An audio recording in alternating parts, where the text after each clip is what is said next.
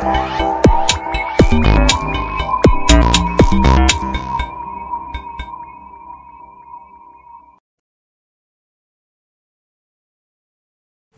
Harian Selasa 30 November 2021. Takkan mendapat malu. Mazmur 25 ayat 1-10. Salam sejahtera. Semoga kita makin setia menantikan Tuhan, karena kita sangat berharap bergantung pada Tuhan, menyerahkan hidup hanya padanya, sehingga kita tidak akan mendapat malu, seperti ungkapan dalam Mazmur 25 ayat 3. Ya, semua orang yang menantikan engkau tak akan mendapat malu. Yang mendapat malu ialah mereka yang berbuat khianat dengan tidak ada alasannya.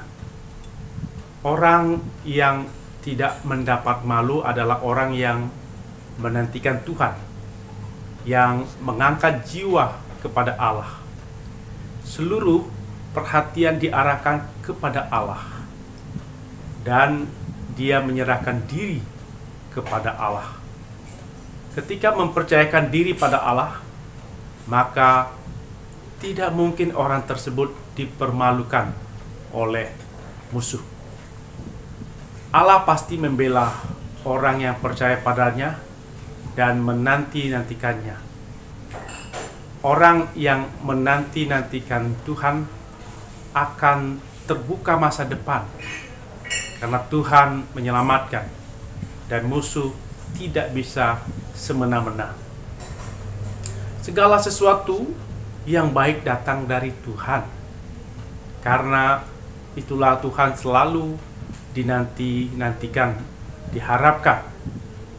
Kita yang sedang menghadapi musuh yang sering mempermalukan, menghina, menghujat, membuli, maka kita berharap dalam doa penyertaan Tuhan yang pasti membela, memberi kebaikan bagi kita.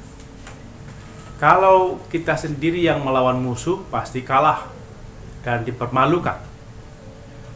Tapi kalau kita menghadapi musuh dengan penyertaan Tuhan, maka kita tidak akan dipermalukan. Musuh selalu mencari kesalahan lawan agar dipermalukan. Musuh selalu mendapat kepuasan beria-ria jika berhasil mempermalukan orang lain.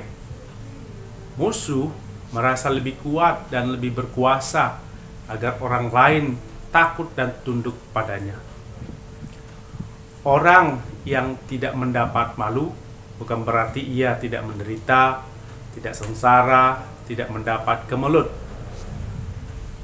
Tapi walau menderita, ia mendapat penghiburan dari Tuhan, dan keluh kesah hilang, diberi Tuhan hati yang cerah. Yesus mengalami penghinaan, dipermalukan, menderita, dihukum mati, disalib. Hal ini dilakukan oleh musuh, iblis, melalui pemimpin Yahudi yang berkhianat pada Allah. Mereka membenci Yesus, menuduh Yesus dengan tuduhan palsu, tidak benar, tidak adil. Tapi Allah membangkitkan Yesus pada hari ketiga dengan tubuh kekal dan mulia. Dengan cara dibangkitkan oleh Allah, maka Yesus tidak mendapat malu, malah mendapat kemuliaan. Pemimpin Yahudi yang berkhianat pada Allah malah mendapat malu ketika Yesus bangkit. Paulus mengalami penghinaan, dipermalukan dengan tuduhan, melakukan kejahatan, dan dimasukkan ke dalam penjara dan dihukum mati. Hal ini dilakukan oleh musuh, iblis, melalui pemimpin Yahudi yang berkhianat pada Allah.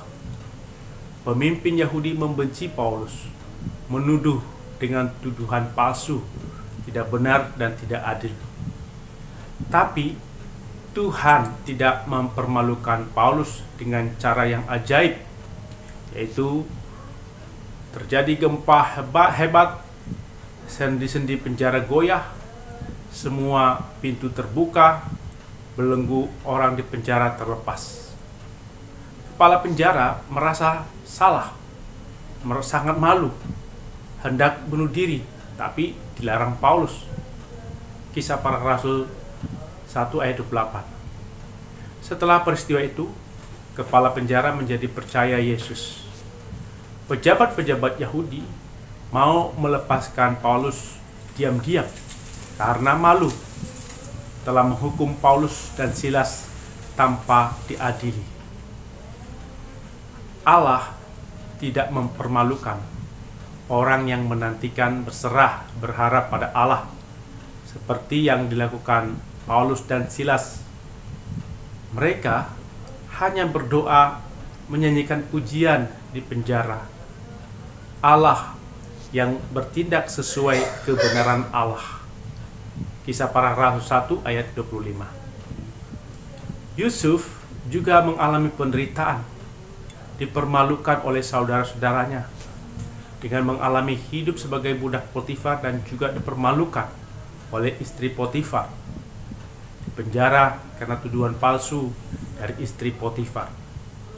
Yusuf ketika dipermalukan menjadi budak dan dipenjara, dia tetap berdoa menantikan berharap pertolongan pemulihan dari Allah.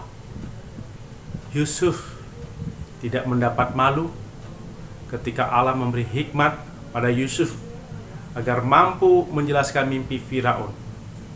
Kemudian Yusuf ditetapkan Firaun menjadi pejabat penting di Mesir. Saudara-saudara Yusuf yang berkhianat pada Allah mendapat malu ketika mereka kelaparan dan datang menghadap Yusuf dengan sujud menyembah Yusuf. Kejadian 42 ayat 6. Seorang pemimpin daerah mengasihi Tuhan, melayani Tuhan, mengasihi masyarakat, dan melayani masyarakat dengan jujur, terbuka, tidak korupsi, memperhatikan kesejahteraan masyarakat. Tapi dipermalukan dengan tuduhan palsu, kemudian dipenjara. Semua ini dilakukan oleh musuh iblis melalui tokoh-tokoh intoleran. Tapi setelah dibebaskan, dijadikan pejabat penting oleh seorang presiden.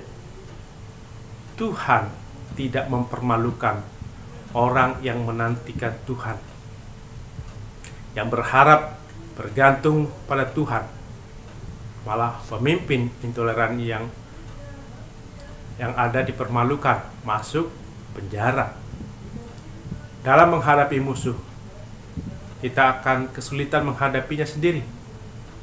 Karena itulah kita meminta kepada Tuhan agar diberitahu jalan-jalan Tuhan kepada kita, dan kita makin mengenal Tuhan. Tuhan memperkenalkan diri sebagai Allah yang menyelamatkan, seperti menyelamatkan Israel dari perbudakan Mesir. Kita terus menanti-nanti Tuhan sepanjang hari, berdoa sepanjang hari agar kita tetap hidup di jalan Tuhan, jalan penuh kebenaran dan keadilan. Jalan Tuhan kita jalani dengan teguh tanpa menyimpang. Tuhan terus mengajarkan dan menunjukkan jalan Tuhan dengan perkataan, dengan latihan, dengan pendengaran yang dipertajam setiap pagi, supaya kita mendengar seperti seorang murid sejati yang rindu pengajaran. Orang yang mendapat kasih karunia di hadapan Tuhan, dosa diakui dan Tuhan mengampuninya, maka Tuhan akan memberitahukan jalan Tuhan kepada kita, sehingga kita mengenal Tuhan. Ia hendak membimbing kita dan memberikan ketenteraman kepada kita. Orang mengetahui tentang perbuatan Tuhan seperti keselamatan, mukjizat, tapi tidak sungguh-sungguh mengenal Allah dan jalan-jalan Allah, tidak memahami jalan-jalan Allah. Semakin tidak mengenal Allah dan tidak mengenal jalan-jalannya, akhirnya orang menyimpang, berkhianat. Orang seperti inilah yang mendapat malu atau dipermalukan. Mazmur 25 ayat 3. Tuhan membebaskan kita yang menderita, terpasung.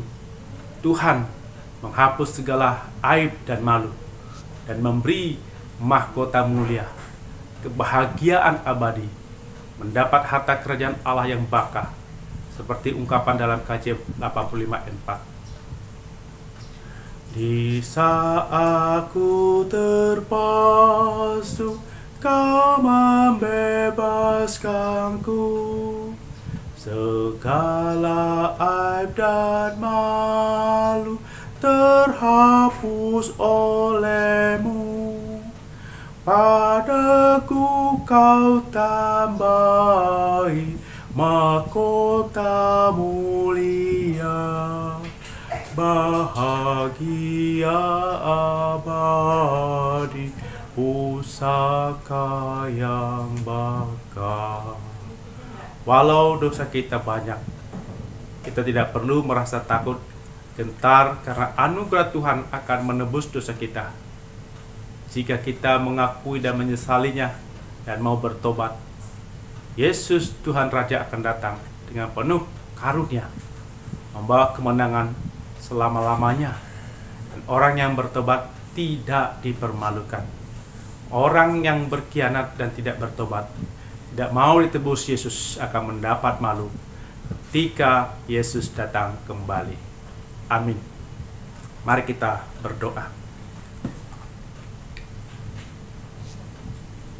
Ya Tuhan, tolonglah kami agar makin setia menantikan Tuhan, sangat berharap, bergantung pada Tuhan, menyerahkan hidup hanya pada Tuhan, sehingga kami tidak mendapat malu.